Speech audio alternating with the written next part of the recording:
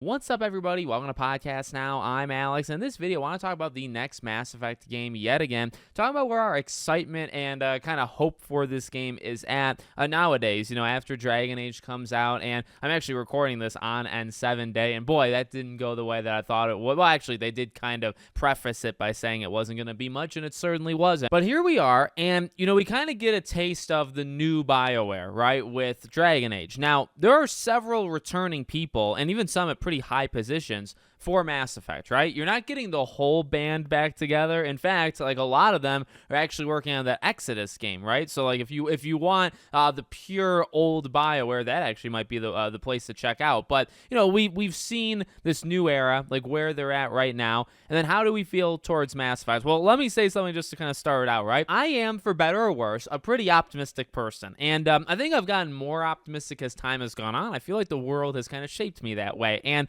when it comes to Mass Effect, my opinion, where I'm at with it, like I still have hope. Like I still want to support it. I still want it to be good. Because I think, well, like one thing you can easily say, actually, kind of like with any game, right? There's always like the two polarizing sides, right? You got people that'll get on their knees and like kiss the feet of the game, and then you also have people that write it off before they literally see anything, right? They've already kind of decided. And I mean, look, it's your money, it's your time that you're spending, investing on this stuff. You have the right to do what you want to do. For me, I'm willing to kind of always be in the middle, but actually somewhat more positive. Like I said, I mean, just the way that I kind of am. My habit, even if we've seen things that are not so, and, I've talked about my opinion on Dragon Age the Veilguard quite a bit, already, right? I'm not all the way through, and I'll continue to update you guys, but, my opinion on it is not very high. And that has soured a little bit, right? Because it's like, okay, well, is the new BioWare something that I can, like, really appreciate? Not really. Like, they, to me, they're not all the way back. This is not that return to form, that you saw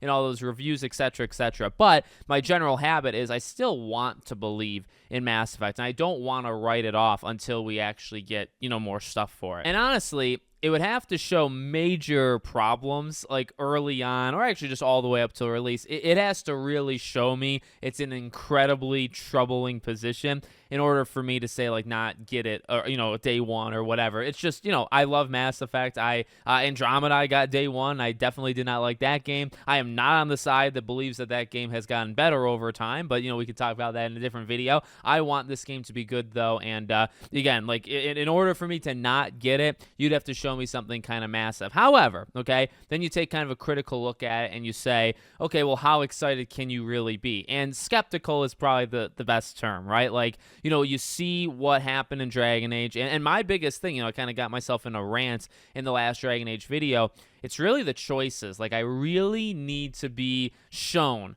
that Mass Effect is not going to do that, right? They're already saying the right things in terms of, like, the visuals, which, honestly, like, I was kind of against. Actually, I was majorly against Dragon Age the Veilguard's look. I think there are times where I'm not a fan of it still, but overall, with the whole game being out and digestible, I do think the visuals do work for Dragon Age, but they would not work for Mass Effect. So, for Mass Effect 5, or, whatever you want to call it, they cannot do that. They've already said they're not doing it, so okay, check, but, you still have to show it to me. And, I mean, it is a different game. It's the different lore. I'm more into the lore and the species and, kind of the world conflict, or I guess galaxy conflicts that go on in Mass Effect as opposed to Dragon Age. So, like, those, now, again, like, you can't really know what they're going to do until you get closer. You can say, like, again, the main thing for me is when it comes to those choices and just, it doesn't feel like you can be evil, and I really need that for Mass Effect. I don't want to play a Mass Effect game where just everybody loves you 24/7.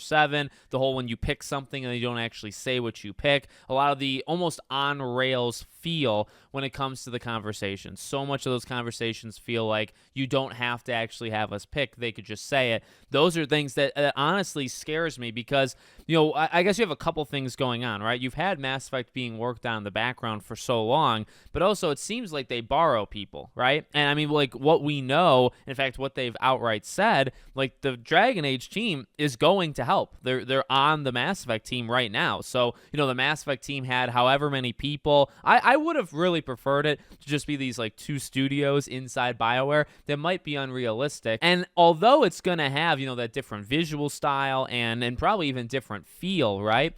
I imagine there's going to be those crossover similarities, right? Because you have a lot of the people that worked on Dragon Age that maybe weren't there for the foundation of Mass Effect, but they're going to be jumping in. And the thing is, or the funny thing is, they actually showed signs of improvement in one category, at least specifically in the gameplay when it came to Andromeda. Like Andromeda, I actually think is one of, if not the best Mass Effect games with gameplay. And I mean, they sacrificed everything else to do it, but that is the way that it is. So, I don't know. Like Mass Effect was I think in a good spot. Like 2 and 3, or really the entire trilogy, like building into itself. It lost its way. They just got to get back to those interesting concepts, interesting story, interesting characters, and a lot of that stuff. Honestly, I don't see in Dragon Age the Veilguard, so that makes me a little bit more concerned. But again, my general default is I'm still excited for it, even though I guess they just didn't care about N7 Day this year. I know, again, the reasons they gave. I'm not really a big fan of those reasons or the logic behind those reasons, but